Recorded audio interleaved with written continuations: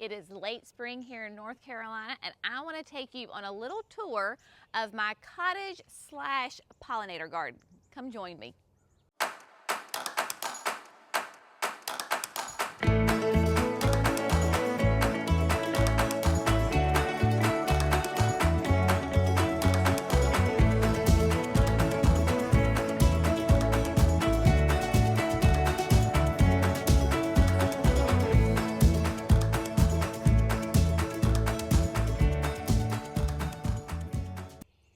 Hey friends, it is Jenny with Gardening with Creekside.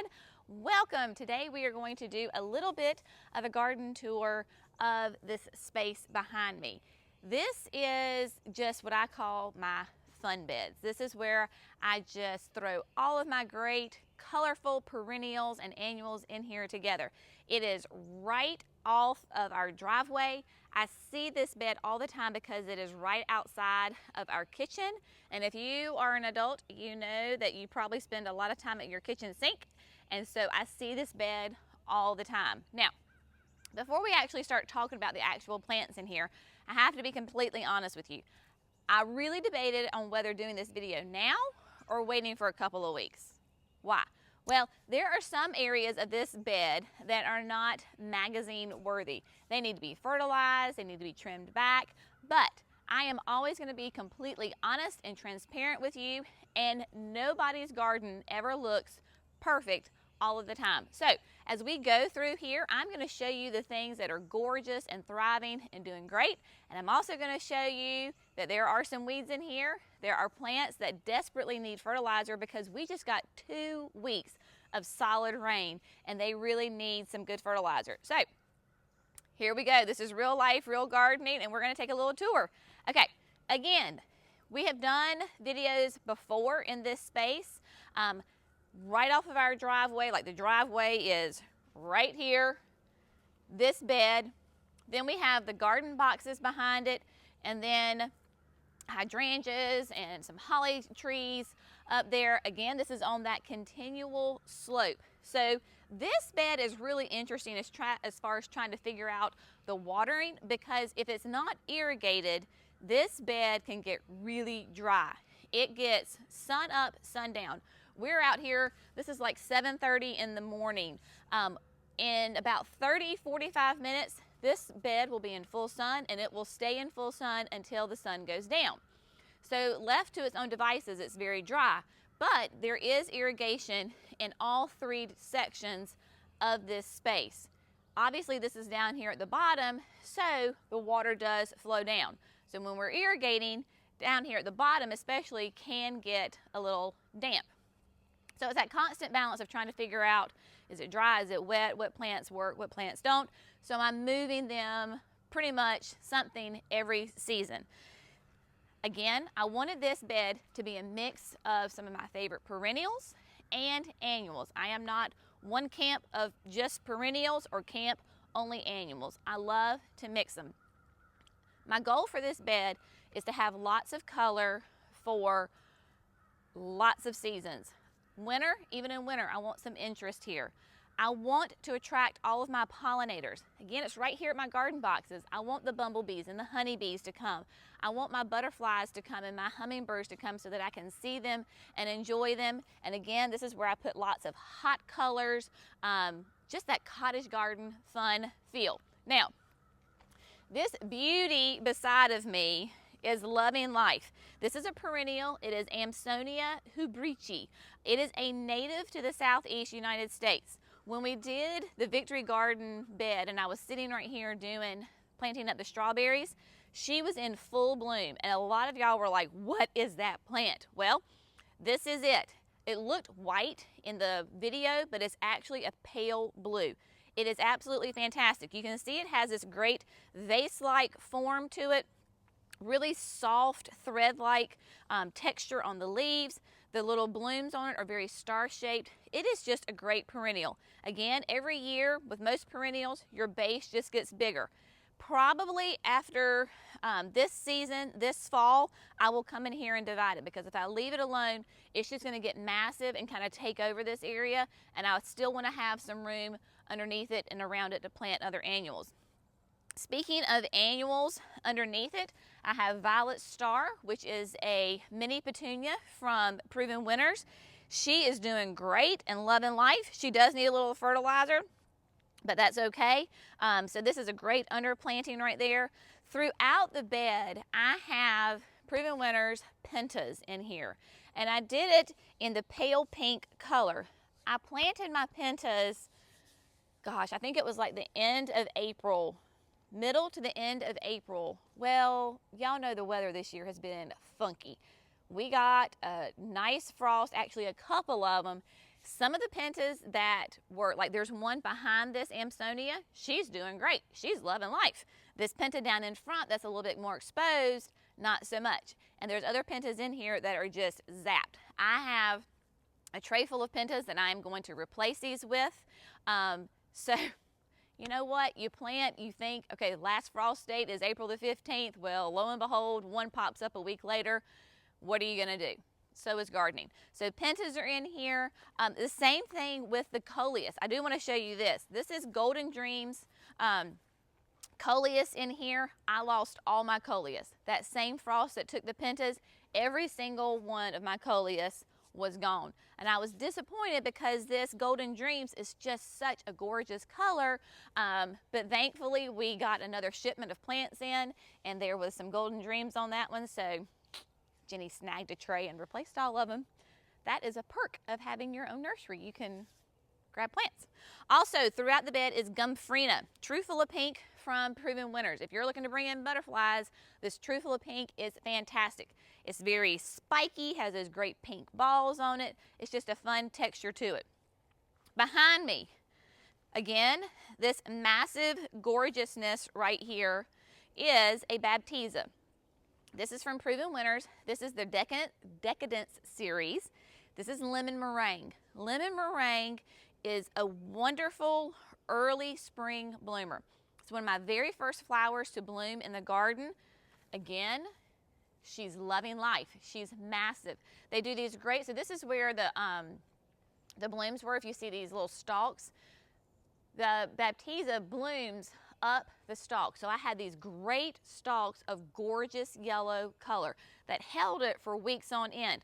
So I have one on this side of the bed and I have one on the other side of the bed. You'll notice too as we go through, there are two sections of the beds. The steps come down right between them and break the two into two different beds. They are planted similarly, but they are not the exact. This section of the bed is a little bit smaller than the other section. So again, I say they're sisters, but they're not identical twins. So there are plants that repeat, but they're not the exact same. So Lemon Meringue is in there. I have got daylilies that are about to explode all throughout this bed. And honestly, I don't remember which one is which until it blooms. They're all from Proven Winners. I love the Proven Winners daylilies because their blooms are massive and they bloom for weeks on end. So they are a long bloomer. And they're just absolutely gorgeous. Also in here, let's see, I'm gonna come around. Again, lots of different annuals. The Rockin Fuchsia Salvia from Proven Winners. We were sitting out here yesterday in the garage and the hummingbird was all over this plant. It's a little pale, it needs some fertilizer. I'll give it a shot of the liquid fertilizer, she'll bounce right back. Sun Patience and great in here. They'll get nice and big, lots of color. Another daylily, more salvia. Now, this little guy right here is looking a little sad because she's already bloomed. This is an iris. My mama gave it to me and she got it from a friend. If you've watched any of our videos, you know that I'll say I name plants after people. So this is Mary Beam's yellow iris. Massive, gorgeous, bright yellow blooms. She's done, so I'll let her kind of chill out and hang out, then I'll trim her back and we'll move on. This is Cleome. This is an annual from Proven Winners. Again, you can notice that the foliage is a little sad on it. It needs fertilizer. She's hungry, so this afternoon, this morning, this is what I'm going to do is go around and be fertilizing all of my annuals. I love this from Proven Winners because Cleome typically, historically, can be kind of a pesky pest in your garden. They would reseed profusely, so you would have Cleome all throughout your bed, and they would have thorns on them. This is a sterile variety and there are no thorns. Just a great one. More daylilies back through here. Look at this beauty. This is Banana Cream Shasta Daisy. It is a perennial from Proven Winners.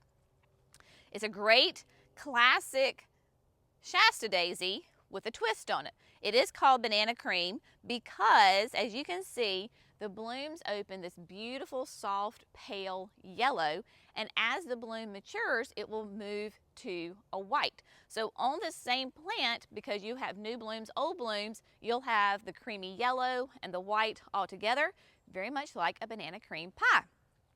This is really its first year as far as blooming in here. I planted it later summer last year, so it didn't have a chance to bloom, and it kind of struggled that first year. Remember, with your perennials and your shrubs, that first year your main focus is really just to get your roots to grow and be strong. Then your second year, they're gorgeous like this. So I love this one.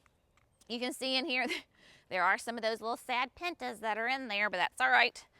I mean, this pitiful little penta, but it's all right. We're going to replace it. In the center of this bed is the showstopper, the showpiece, the classic, the look at me, I am gorgeous. Right now you're like, Jenny, it's a green bush, it's nothing.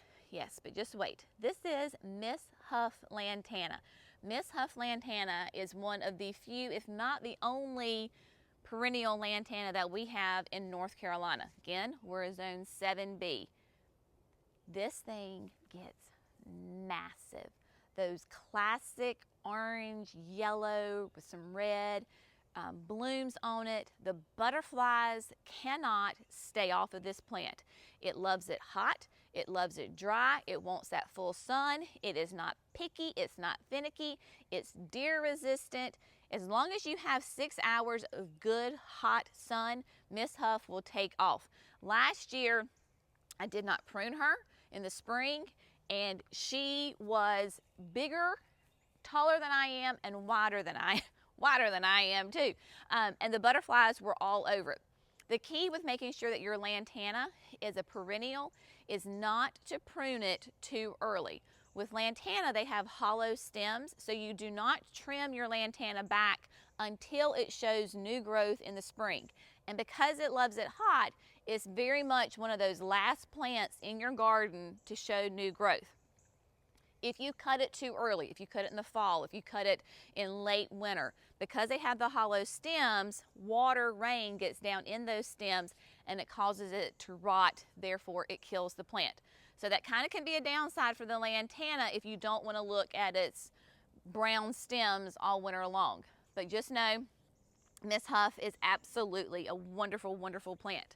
In the back of this bed, there are 3 Proven Winners salvias. That is a new addition for me this year, and you can tell that they are getting ready to be at the end of their bloom cycle.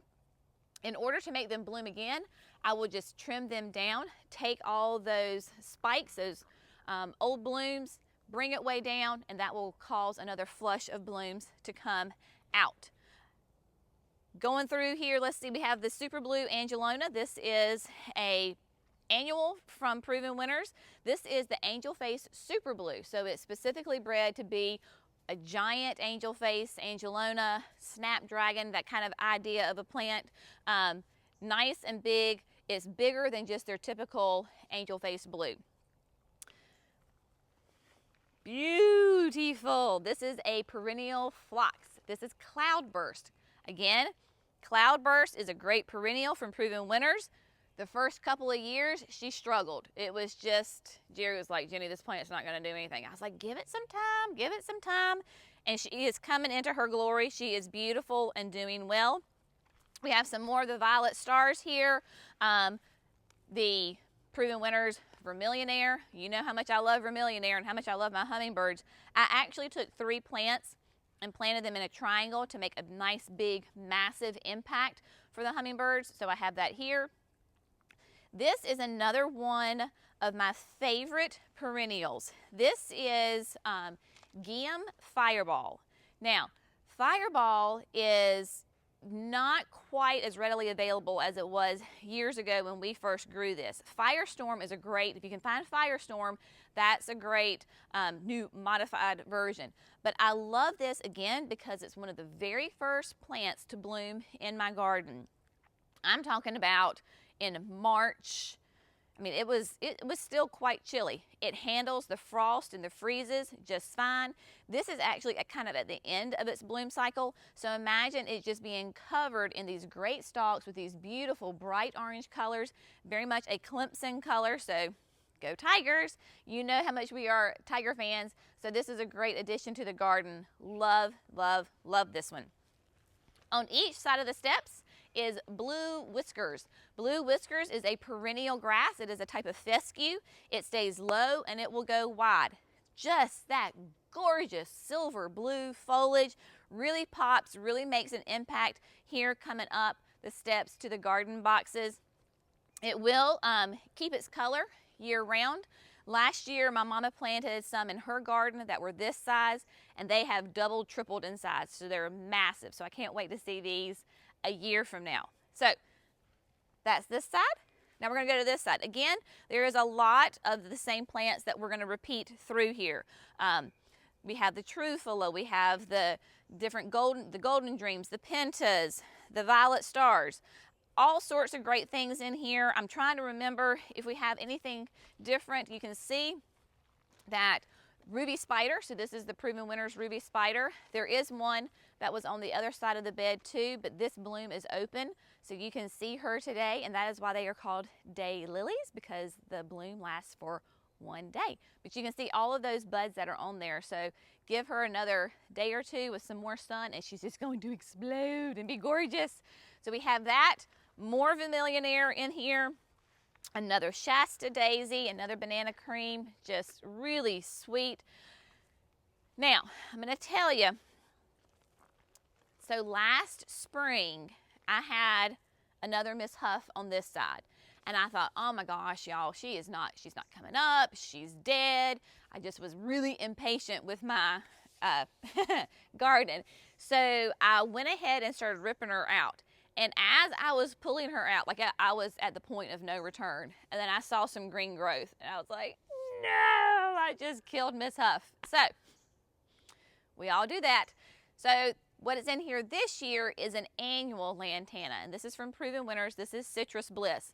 It will not get nearly as big as Miss Huff, but that's okay. Again, the beds don't have to be perfect mirror images of each other, but they do have some similarities. So Citrus Bliss is doing great. Again, I do have 3 plants here planted in a triangle to make it kind of a big impact. Yesterday we were out here and the butterflies were already all over it. So that's fantastic. My salvias in the back. On the right, I did a light blue. On this one, I did the Indiglo Girl. So it's still that perennial salvia from Proven Winners, but it is a different plant, a different color. I just thought, why not? I have both. Let's just mix it up and go with that and have fun. If you can see, there is this sad little sticks in here.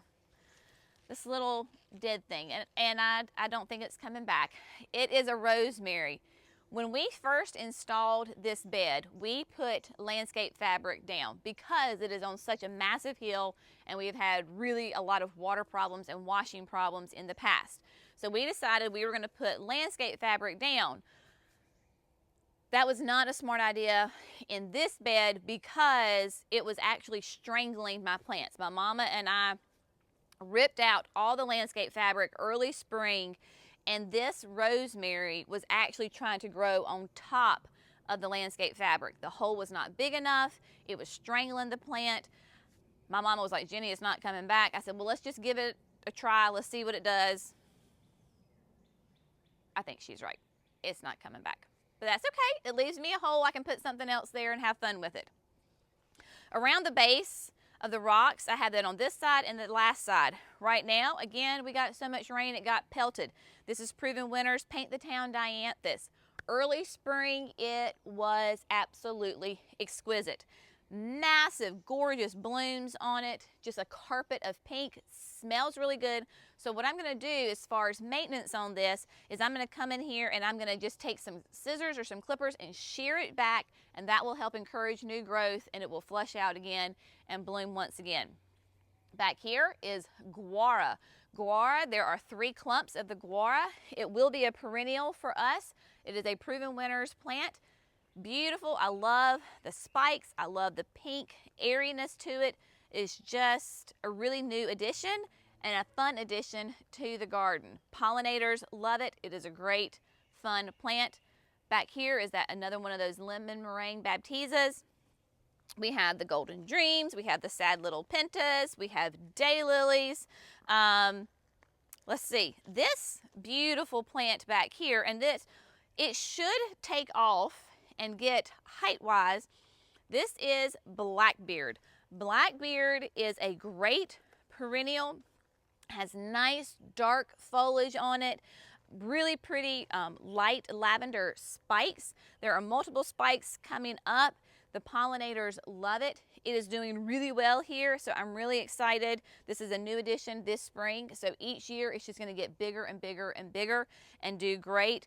It should poke its head up as it grows past this daylily. If not, I can always move it in the fall or early next year. So this is that part of gardening where you're just trying to figure out, you think something goes in one spot, but your daylily may overtake it, and you just have to move it, and that's okay. That's the fun of gardening. You're never completely done in gardening. You're always moving stuff around. This one is Beyond Midnight. It is another perennial. It's a new addition for me in the garden. It is technically considered a shrub. It will get to be about 2.5 feet tall and wide, so I think it'll hold up to this Amsonia really well right here. Again, nice light blue flowers. Pollinators absolutely love it. In the back, she is slowly coming, and I did this on purpose.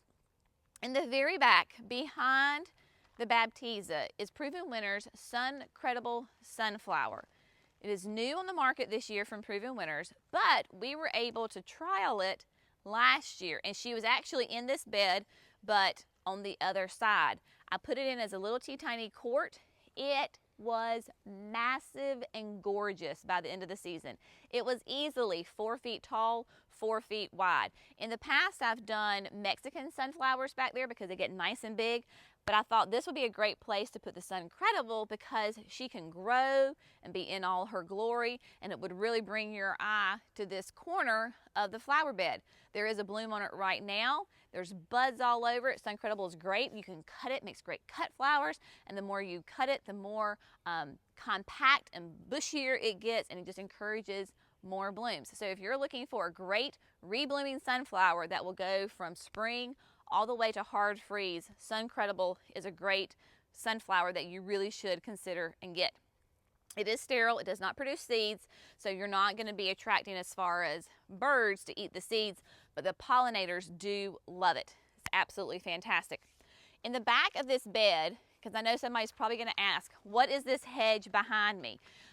We have these are Fuchsia green giant trees. There are only 3 of them. They have never been pruned. They are a wonderful tree for us here in the South. They are disease resistant, bug resistant. We have never had to treat them for any kind of disease or bugs, parasite. We've never pruned them. We literally put them in, water them the first season, and then let them go. They are not on irrigation. So there is no irrigation on these. And then there are 3 lower pendulums. Now, they're all kind of in different stages of pruning. So I've pruned the one, and then life happened and I got distracted and I stopped. I've pruned half of this guy, so this has been pruned, but I'm 5'2", and so this gives you an idea of how massive these lower pendulums can get if you don't prune them. Basically on these guys, you cannot kill them from pruning. Earlier, years ago, Jerry would take the chainsaw and just chainsaw them down to nubs. Clearly, they're fine. What I do on this, because it is a center point It's an eye focal point when you come down our driveway. I just get my clippers and trim them back to take the height out of them, because if left unchecked, they will grow really big and they'll create holes in the green giants because there is no way for the sunlight to get through. But if you're looking for a great screen, Fuji green giants are fantastic, as are these Lord Pendulum. Behind this, you would never know that we have a big old massive tractor shed, and that tends, everybody has one in their yard, right? In their house, their space. You have that area where all the junk goes. Well, that's our junk pile. So we call it the tractor shed, but it really is kind of the, I don't know where to put this, so I'm going to stick it there. But you would never know from looking at this that that shed is behind there, and it's not a tiny little shed. It's massive. So again, I hope that you have enjoyed this little garden tour. We will definitely do updates as the summer progresses, because as the season goes on, they're going to grow, they're going to develop. Different perennials are going to come into all of their glory and be blooming, and so I want to share that with you. I will share my successes and I will share my failures with you, because that's how we learn, is we grow and we learn from our mistakes, both in life and in gardening. I hope you found this enjoyable. Please make sure that you like this video. If you have any questions or comments, stick them down there below. I am always answering questions and commenting back, so I love interacting with you. So please let me know what your thoughts are, any questions. If you haven't subscribed to Gardening with Creekside, please do that. Thank you so much for watching, and we will see y'all next time. Bye, guys.